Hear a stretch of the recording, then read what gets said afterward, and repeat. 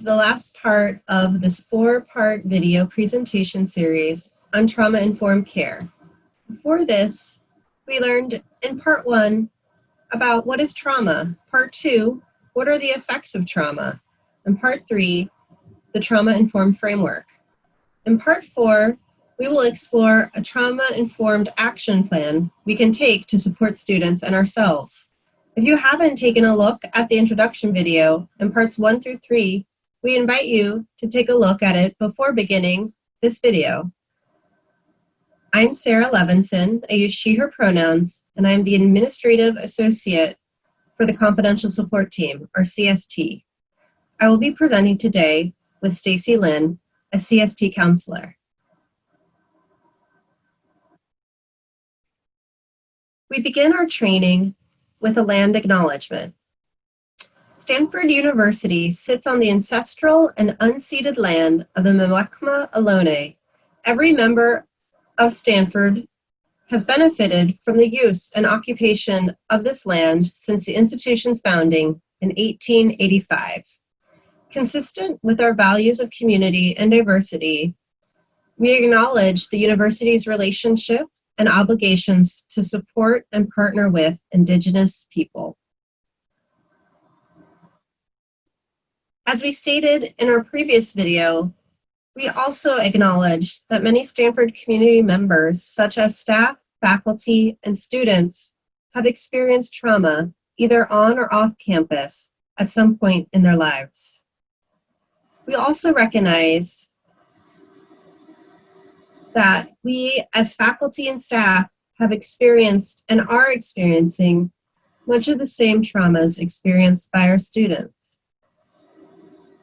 Because of this, we want to reiterate the reminder we set forth in our first video, which was the invitation to pause this video at any time to reflect, go for a walk, sit quietly, breathe deeply, and take a break, and revisit this content another time. We acknowledge that the content in this video addresses a very sensitive topic, which can result in a wide range of emotions and reactions. We invite you to notice the sensations that may come up, which are all completely valid, and do what you need to address what comes up for you. Resources for staff and faculty were shared in the introduction video, and we will share them again soon. We invite you to utilize these resources during and after these videos. For this video on trauma-informed action, we will cover how to support an individual student, how to support students in groups and classes, and how to support yourself through self-care. We hope participants will learn strategies for responding to a student who discloses trauma, identify strategies for supporting students in groups and classes, and identify self-care techniques that you can engage in to support yourself. As we've been describing, we all have a role to play in creating a culture where students impacted by traumas receive compassionate care and support that is trauma-informed. Staff and faculty connect students to campus resources and are leaders in creating compassionate, supportive spaces in our community. First, let's discuss responding to a student when they disclose trauma to you.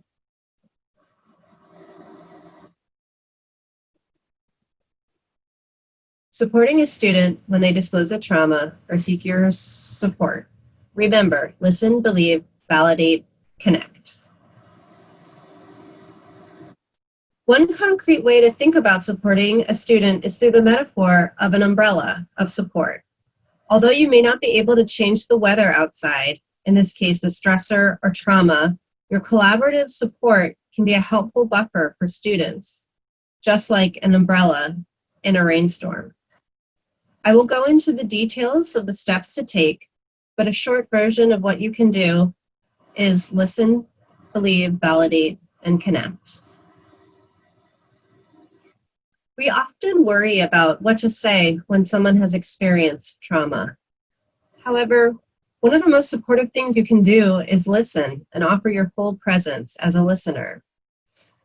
So often, there really are no words that are adequate. So focus on what the student is saying, not on what you are going to say next. What the person really needs is to feel seen and heard.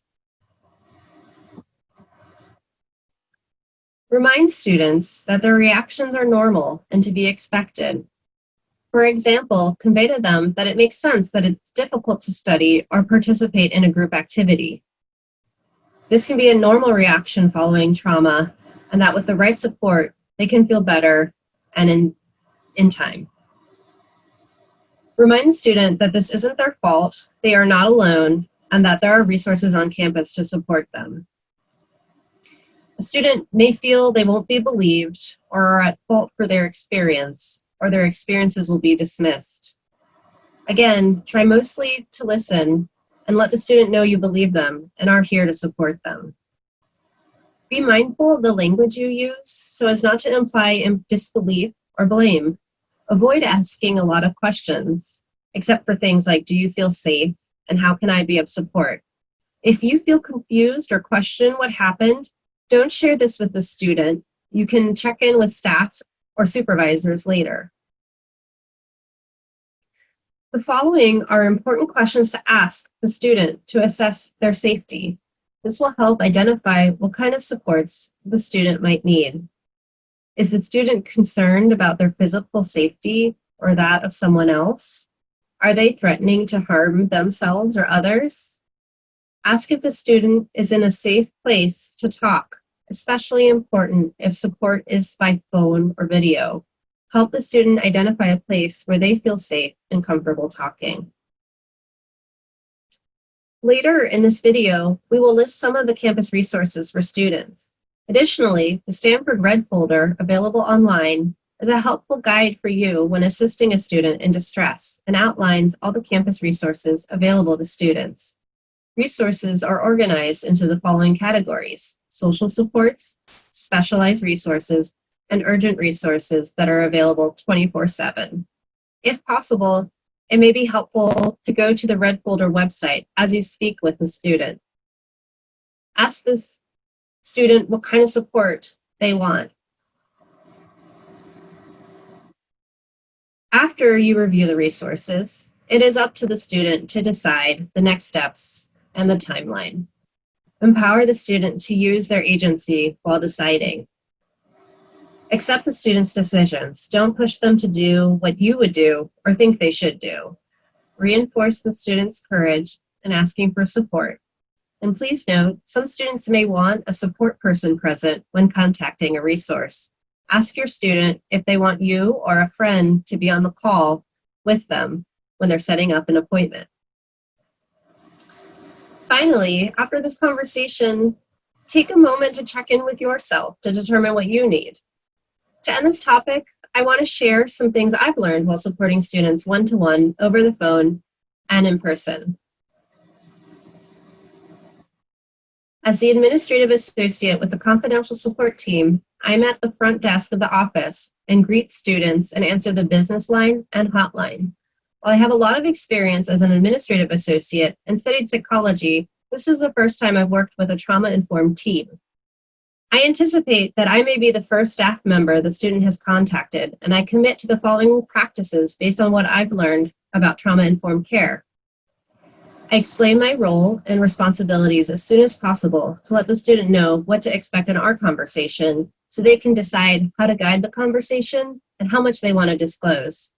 For example, I say, I am the administrative associate and I am confidential, but I'm not a counselor, and I can answer general questions about our services and schedule appointments with a counselor as soon as possible. I also narrate for the student what my thoughts and actions are to provide transparency and to create opportunities to ask for the student's consent. For example, I explain when I need to ask my supervisor a question, and I ask if it's okay for me to share our discussion and get advice on how to best support the student. I check in often to ask the student if they have any questions and repeat what we've talked about as much as necessary. Also, as an administrative associate, I have to switch quickly from office work to supporting a student, then returning back to whatever my task was. I use my breathing to help ground me in the moment as well as engage in some self-care strategies. Following the trauma-informed principle of peer support, I check in with a team member. The team as a whole supports self-care through weekly check-ins and regular breaks. I practice compassion meditation, breathing, and gentle movement exercises. On the next slide, we will share campus resources for students. Then Stacy will talk with us about supporting students in groups and classrooms.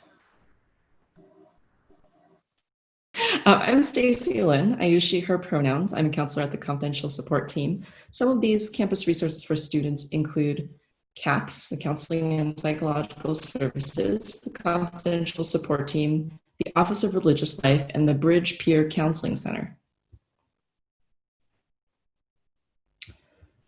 Throughout this training, we've talked about the possibility that we and those we work with have experienced trauma.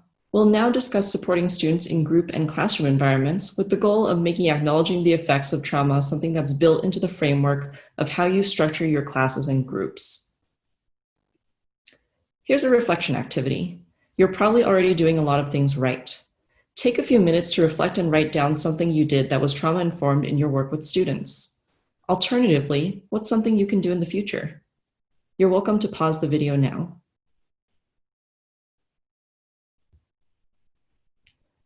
Here are some strategies for working with students. These strategies come from Beth McMurtry, who writes on teaching for the Chronicle of Higher Education. First, don't go it alone. Work with peers to have a sounding board and come up with strategies together. Re-examine your course. What are the core things you want to teach, and can you simplify and streamline them by reducing the number of tests or changing the assignment format? Simplify your syllabus. Be organized but flexible. Structure your course and your goals as clearly as possible so students understand where you're headed and how you plan to get there week by week, but also be flexible should challenges arise, writes McMurtry. This also helps students know what they might miss if they're ill or stressed. Reemphasize concepts and scaffold. Because stress affects memory, students will likely need more reminders throughout the semester. McMurtry suggests that you build those guideposts into your syllabus, course management system, and class meetings. Involve students. During times of trauma, people often feel a lack of control and uncertainty over their lives. Asking students to contribute to the class through creating an assignment or figuring out how to assess learning may help give them a sense of agency. And finally, don't take things personally. If students tune out during the semester or the quarter, it might be because they're unable to focus, not because they find the content boring. If you're not doing well, you won't be in any shape to do what's important to you or support those you care about. So making sure that you're supporting yourself through self-care is part of putting on your oxygen mask first and then supporting others. Let's take a few minutes to do a reflection activity on self-care. You can write down your answers or discuss your answers with someone. First, are there any activities that you used to engage in that you would like to engage in again? Often, in times of stress, these activities fall by the wayside. Take a moment to think of some barriers to engaging in self-care activities that make you feel good. Sometimes barriers are external when people aren't able to access the means to engage in activities, but sometimes they're internal, when people have thoughts like, I don't have time for this, or I don't deserve to have fun or relax while there are things to do. Can you give yourself permission to engage in those activities? You're welcome to pause the video now.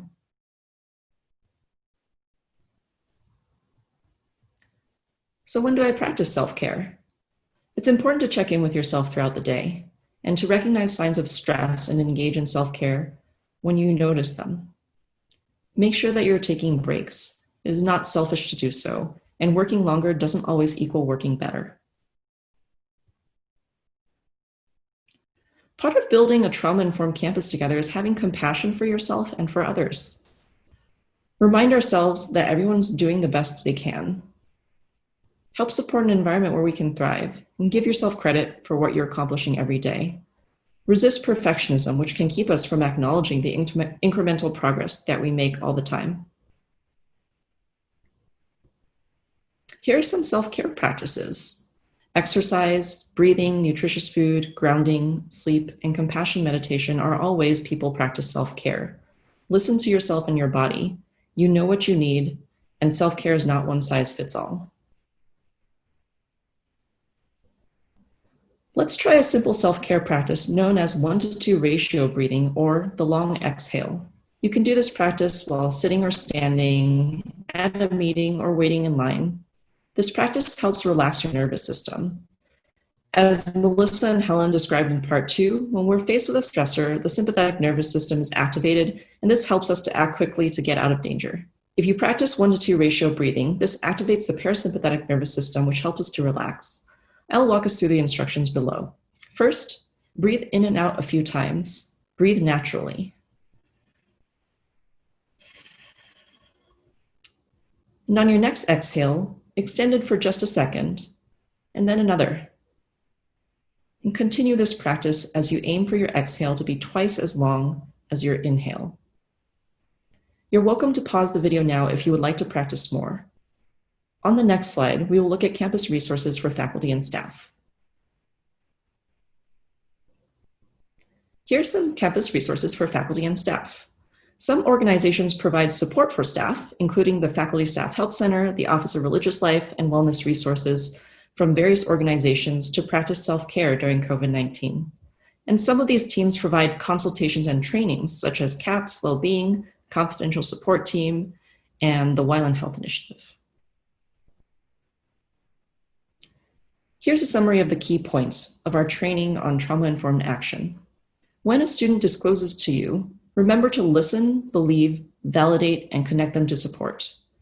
Acknowledge trauma's impacts as you work with students. Focus on key goals, scaffold learning, collaborate with students, and respond to challenges with flexibility. Practice self-care and connect to support to offer trauma-informed care for yourself. This concludes our trauma-informed campus care training. If you have any questions, please don't hesitate to contact us. Thank you and take care.